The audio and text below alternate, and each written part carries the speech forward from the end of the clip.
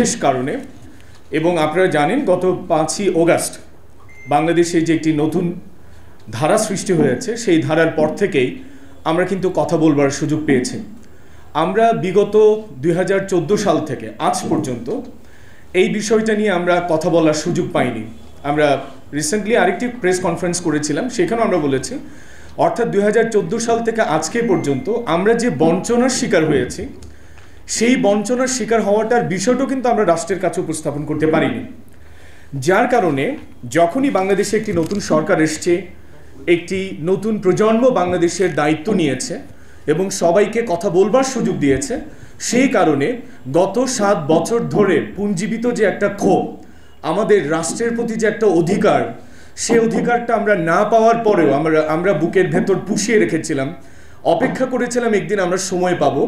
সেই সময়ে এই একই দিনে আমরা সেই বিষয়টাকে উপস্থাপন করব। সেই কারণে আজকে আমরা এখানে উপস্থিত হয়েছে। ঘটনাটা আমি একটু ব্যাখ্যা করছি।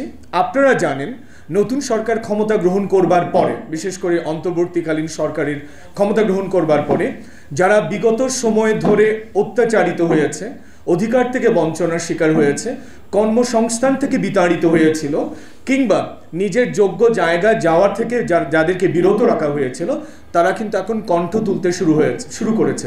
এবং আমি আবারও কৃতজ্ঞতা জানাই বর্তমান সরকারের মাননীয় প্রধান উপদেষ্টা জনাব ডক্টর মোহাম্মদ ইউনূস মহোদয়কে।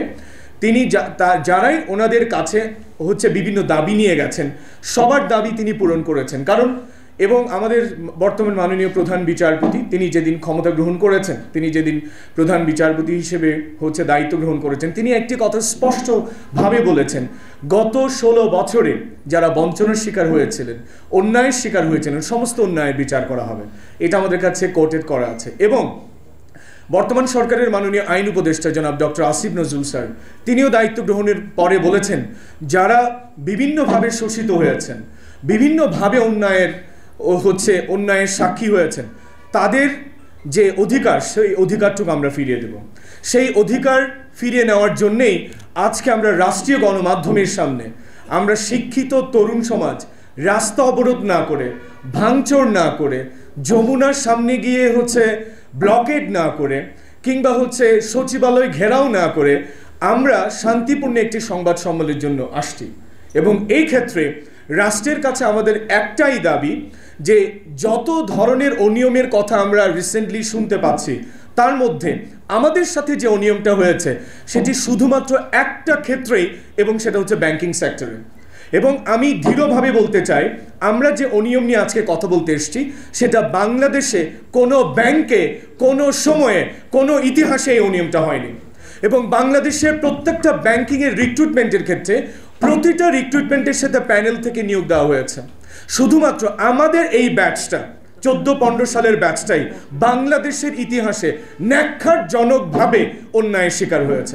এবং সেটি কতটুকু দুষ্কৃতিকারীদের হাতে পড়লে এমনটা হয়, আমি আপনাদেরকে আজকে লিখিত প্রুভেন ডকুমেন্টস দিয়ে দেবো, যেটি তৎকালীন সরকারের অর্থমন্ত্রী, তিনি আমাদের অর্থ এবং ব্যাংক এবং আর্থিক প্রতিষ্ঠান বিভাগ থেকে একটি চিঠি, সামান্য একটা চিঠি জারি করার মাধ্যমে তিনি আমাদের অনেকগুলো মানুষের জীবনের জীবিকাকে বঞ্চিত করে দিয়েছিলেন। এবং তিনি সেখানে উল্লেখ করেছিলেন যে আমাদের 3 বছর হয়ে গেছে। আমার কাছে একটি স্পষ্ট দলিল আছে, যে দলিলটা আমি আপনাদেরকে অবশ্যই সরবরাহ করব, যে তিনি যে চিঠিটা দিয়েছিলেন, সেই চিঠির মধ্যে লিখেছেন যে 3 বছর অতিক্রান্ত হওয়ার কারণে আমরা সোনালী ব্যাংকের প্যানেল থেকে নতুন করে নিয়োগ দিব না। এই চিঠিটা এখানে আছে। এবং এখানে স্পষ্টত আমি আপনাদেরকে আরেকটি কাগজ সাংবাদিক বন্ধুদের দিব, একজন রাষ্ট্রের মন্ত্রী কিভাবে দিনের আলোকে এভাবে মিথ্যাচার করতে পারে। আমরা তরুণ প্রজন্ম বিশ্ববিদ্যালয় থেকে বের হয়ে, আমার সেটা আসলে আমার বোধগম্য নয়। এই যে দেখেন, সোনালী ব্যাংকের কমপ্লিট যে রিক্রুটমেন্ট পেপারটা আছে, সেখানে আমাদের এই যে বিজ্ঞপ্তি, সেটা হয়েছিল 2014 সালে। সোনালী ব্যাংকের সিনিয়র অফিসার এবং অফিসার ক্যাশের এই যে পরীক্ষা সেটা শেষ হয়েছে 2015 সালের 21 জুন। এবং মন্ত্রণালয় থেকে, তৎকালীন অর্থ মন্ত্রণালয়, ব্যাংক ও আর্থিক প্রতিষ্ঠান বিভাগ থেকে যে চিঠিটা জারি করে আমাদের একটা নিবন্ধিত প্যানেলকে বন্ধ করে দেওয়া হয়েছিল, যে প্যানেল থেকে আমাদের নিয়োগ দেওয়ার কথা, আমরা কিছুদিন পরেই নিয়োগ পাবো, সেই চিঠিতে উল্লেখ করা হয়েছে যে 2015 সাল থেকে 10 ফেব্রুয়ারি 2016 সাল পর্যন্ত 3 বছর আমি জানি না, আমি ম্যাথমেটিক্যালি এত ভালো নই, আমি ম্যাথের স্টুডেন্ট নই, বাট এখানে যারা গণিতের ছাত্র আছেন আমাকে একটু বুঝাবেন যে 22 জুন 2015 সাল থেকে যে 10 ফেব্রুয়ারি 2016 সাল পর্যন্ত কিভাবে মাননীয় তৎকালীন অর্থমন্ত্রী জনাব আবুল মাল আব্দুল মুহিত আপনি 3 বছর হিসাব করে আমাদের এতগুলো পরিবারকে পথে বসিয়ে দিয়েছিলেন। আমি আপনার কাছে জবাব চাই। আমি দেশের একজন সচেতন নাগরিক হিসেবে, বিশ্ববিদ্যালয়ের একজন প্রাক্তন ছাত্র হিসেবে, একজন পাবলিক বিশ্ববিদ্যালয়ের ছাত্র হিসেবে আপনার কাছে আমি জবাব চাই যে 21 জুন 2015 থেকে 10 ফেব্রুয়ারি 2016 এই সময়টাকে আপনি কিভাবে 3 বছর বলে আপনি ব্যাংক এবং আর্থিক প্রতিষ্ঠান বিভাগ থেকে আপনার স্বাক্ষরিত একটি চিঠি দিয়েছিলেন। আমরা আপনার কাছে জবাব চাই। আমি জানি না আপনি এখন কোথায় আছেন, তবে আপনাকে আমাদেরকে জবাব দিতে হবে।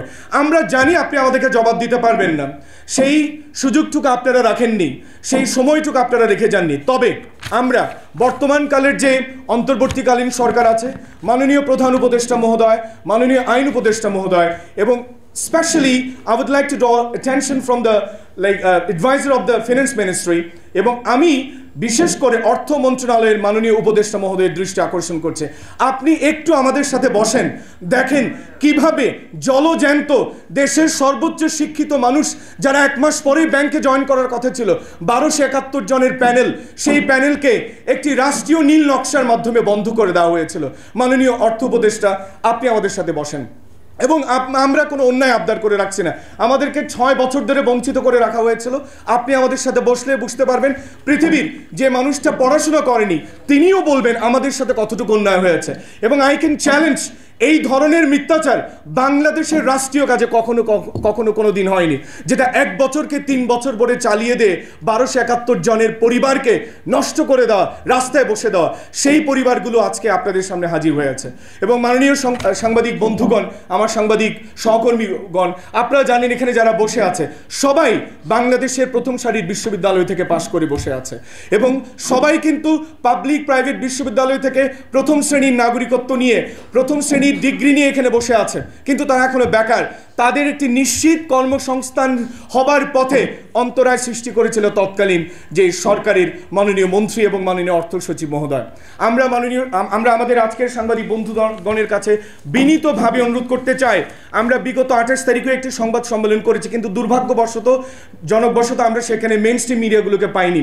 আমরা দমে যাবার নয়, আমাদের অনেক সংগ্রামী বন্ধুগণ বলেছিলেন আমরা যমুনাতে মাননীয় প্রধান উপদেষ্টার বাসভবনের সামনে গিয়ে আমরা অবরোধ করব। আমি বলেছি আমরা সেটা করতে পারবো না। দেশের সর্বোচ্চ শিক্ষিত নাগরিক হয়ে আমরা কখনোই রাষ্ট্রের মধ্যে বিশৃঙ্খলা সৃষ্টি করবার পক্ষপাতী নই। আমরা সচিবালয়ে গিয়েও নিয়মতান্ত্রিকভাবে আমাদের মাননীয় উপদেষ্টা মহোদয়দের সাথে আমরা দেখা করতে চাই, এবং একজন অশিক্ষিত মানুষকেও যদি আমাদের এই বিষয়গুলো বোঝানো হয় তিনি বুঝবেন, তিনি বলবেন কতটুকু অন্যায় আমাদের সাথে হয়েছে। 1271 জনের রাষ্ট্রীয় স্বীকৃত প্যানেল, যেটি 438তম বোর্ড রেজুলেশনে পাশ করা হয়েছিল, সেই বোর্ড রেজুলেশনের পেপার আমাদের কাছে আছে, এবং সেই বোর্ড রেজুলেশনে 438তম সভা, সোনালী ব্যাংকের কেন্দ্রীয় পর্ষদের সভা, সেখানে আমাদের প্যানেল থেকে 1271 জনের একটা লিস্ট ফাইনালি ওনারা সার্কুলেট করেছিলেন, অর্থাৎ প্রথমবার নিয়োগের পরে দ্বিতীয়বার আমরা নিয়োগ পেতে যাচ্ছি। সেই সময় ব্যাংক এবং আর্থিক প্রতিষ্ঠান বিভাগ থেকে একটি চিঠি জারি করে আমাদের সেই নিয়োগকে বন্ধ করে দেওয়া হয়। সংগ্রামী বন্ধুগণ, আমাদের দুঃখের দিন কিন্তু সেখানে শেষ হয়নি, আমাদের নতুন করে যন্ত্রণার দিন সেই দিন থেকে শুরু হয়েছে। কিভাবে একটু ব্যাখ্যা করছি। আপনারা জানেন সংবিধানের একটি ধারা অনুসারে রাষ্ট্রের কোনো নাগরিক যদি রাষ্ট্রীয় অধিকার থেকে বঞ্চিত হয়, সরাসরি রাষ্ট্রীয় একদম সর্বোচ্চ আদালতের কাছে তারা আবেদন করতে পারে।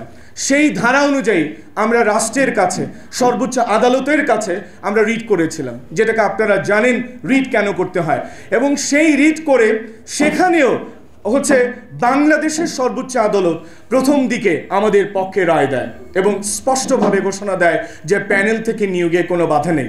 কিন্তু ওইখান থেকে আমাদের আরও চরম বঞ্চনার শিকার হতে হয়।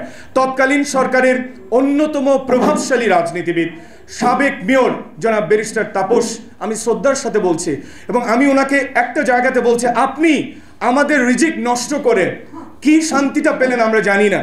আপনি কত টাকার বিনিময়ে এতগুলো পরিবারকে পথে বসিয়ে দিলেন।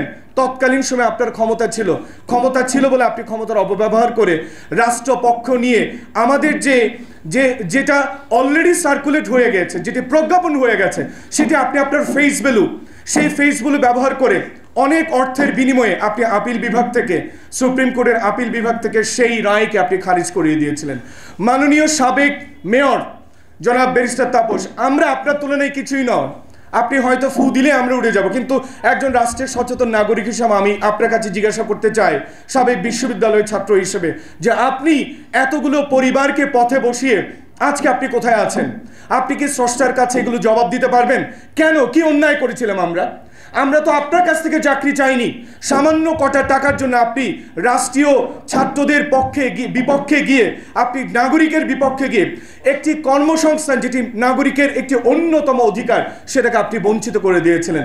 মাননীয় তৎকালীন মেয়র মহোদয়, আমি জানি না আপনি কেন এটা করেছিলেন, এবং আপনাদেরকে স্পষ্টভাবে জানিয়ে দিতে চাই যে তৎকালীন মেয়র জনাব ব্যারিস্টার তাপস, ওনার ফেস ভ্যালুর কারণে আমাদের যে রিট থেকে যে রায় আমাদের পক্ষে এসেছিল, সেই রায়কেও আপিল বিভাগ খারিজ করে দেয়। কিন্তু আমরা তখন থেকে আমরা বিশ্বাস করেছিলাম এই সরকার যতদিন থাকবে, বা এই ধরনের কণ্ঠ রোধ করে দেওয়ার মতো শাসন ব্যবস্থা যতদিন থাকবে, আমি রাষ্ট্রবিজ্ঞানের ছাত্র হিসেবে মনে করেছি আমাদের এখানে কথা বলবার কোনো সুযোগ নয়। তবে আমি একটি বিষয় আমরা আশা বেঁধেছিলাম, সেটা হচ্ছে যে কোনো একটা সময় দেশে গণতান্ত্রিক প্রবাহ শুরু হবে, গণতান্ত্রিক ধারা শুরু হবে, সেই সময় আমরা আবার কথা বলতে পারবো, এবং আজকে সেই সময়টি এসছে। আমি সাংবাদিক বন্ধুদের কাছে বিনীত অনুরোধ করতে চাই, আপনারা আজকে থেকে 7 থেকে 10 দিনের একটি অ্যানালাইসিস করে দেখতে পারবেন বাংলাদেশের ব্যাংকিং সেক্টরের ইতিহাসে এত বড় অন্যায় কখনো কোনো ব্যাংক কারোর সাথে করেনি। শুধুমাত্র সোনালী ব্যাংকের আমাদের এই যে ব্যাচ 2014-15 সাল, তাদের সাথে করা হয়েছে।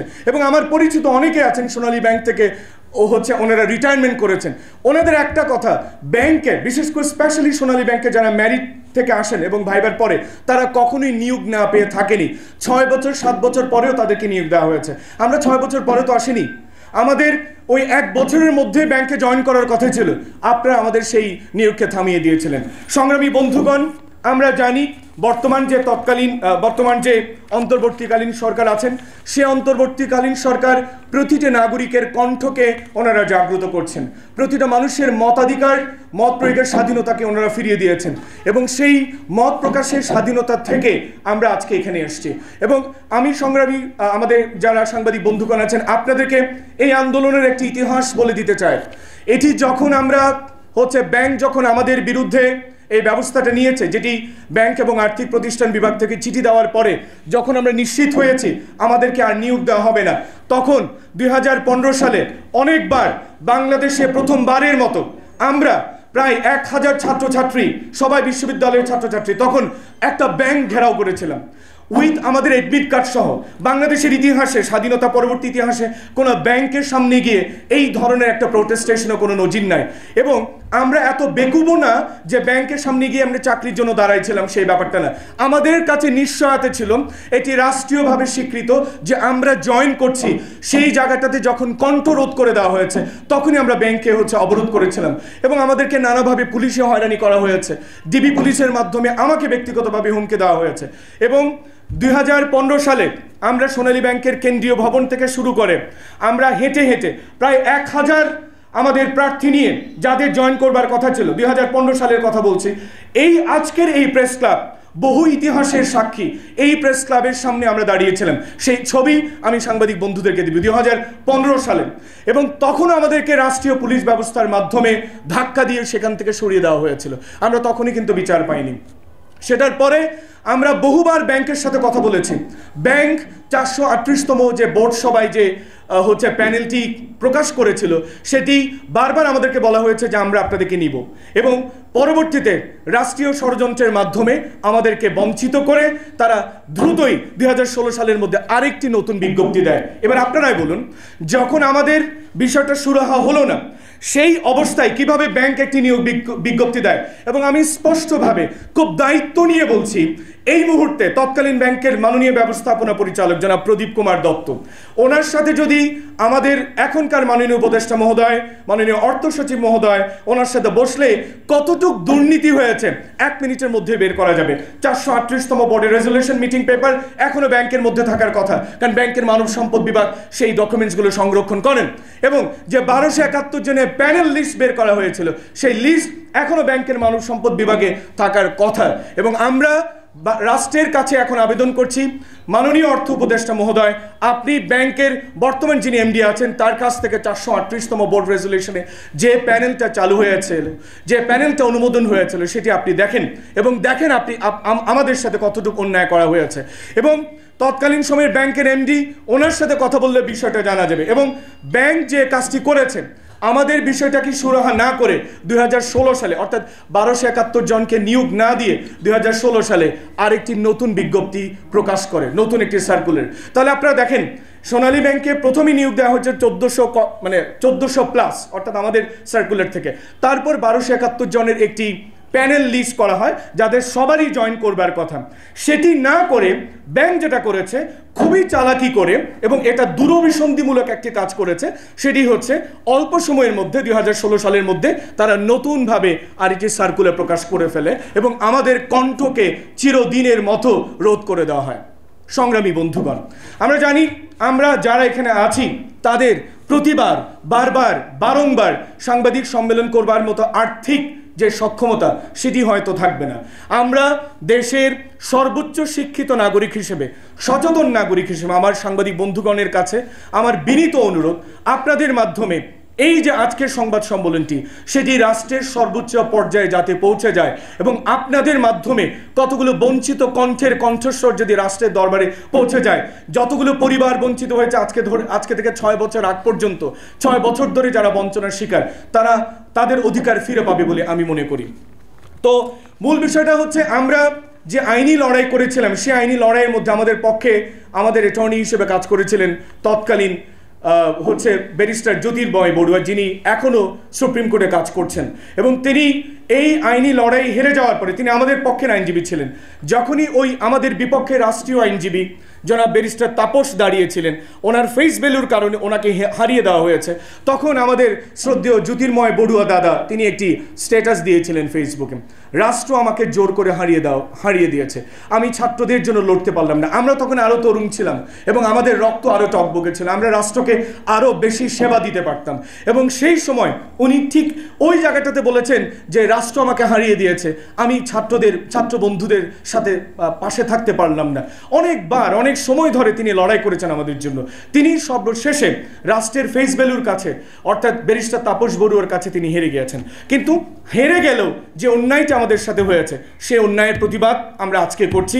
আমরা বিশ্বাস করব আজকে এই সংবাদ সম্মেলনের মাধ্যমে আমাদের সমস্ত তথ্য, আমাদের সমস্ত দলিলাদি আমাদের কাছে সংরক্ষণ করা আছে, সেগুলো আমরা রাষ্ট্রীয় পর্যায়ে পৌঁছতে পারবো এবং দ্রুত এই সপ্তাহের মধ্যেই রাষ্ট্রীয় কর্তৃপক্ষ আমাদের সাথে বসবেন, আমাদের প্রতিনিধিদের সাথে বসবেন এবং বঞ্চিত সকল মেধাবীদের পুনঃনিয়োগের মাধ্যমে এই আমাদের সাথে হয়ে যাওয়া এই প্রহসনকে রাষ্ট্রের ইতিহাস থেকে মুছে ফেলবেন, আমরা সেটা বিশ্বাস করি। সম্মানিত সাংবাদিক বন্ধুগণ, আমাদের মূল প্রস্তাবনা এতটুকুই ছিল। আমরা আপনাদের কাছে যে বিষয়টা প্রত্যাশা করছি সেটি হচ্ছে, আজকের এই সংবাদ সম্মেলনের মাধ্যমে আমরা জানিয়ে দিতে চাই যে বিগত 16 বছরের মধ্যে সবচেয়ে বড় ব্যাংকিং খাতের যে দুর্নীতি, সবচেয়ে বড় রিক্রুটমেন্ট বা ব্যাংকিং নিয়োগের ক্ষেত্রে সবচেয়ে বড় যে দুর্নীতিটা হয়েছে সেটি হচ্ছে সোনালী ব্যাংকে আমাদের ব্যাচের সাথে। এবং ব্যাংকিং খাতে এরকম কোনো প্রস্তাব বা এরকম কোনো আবেদন নিয়ে এখনো পর্যন্ত ইন্টারিম গভর্নমেন্টের কাছে কোনো প্রস্তাবনা আসেনি। সুতরাং আমরা মনে করছি আমাদের এই দাবিটা সঠিক কর্তৃপক্ষের কাছে পৌঁছলে 1 সপ্তাহের মধ্যেই আমাদের এই সমস্যাটি সমাধান করা সম্ভব। যেহেতু আজ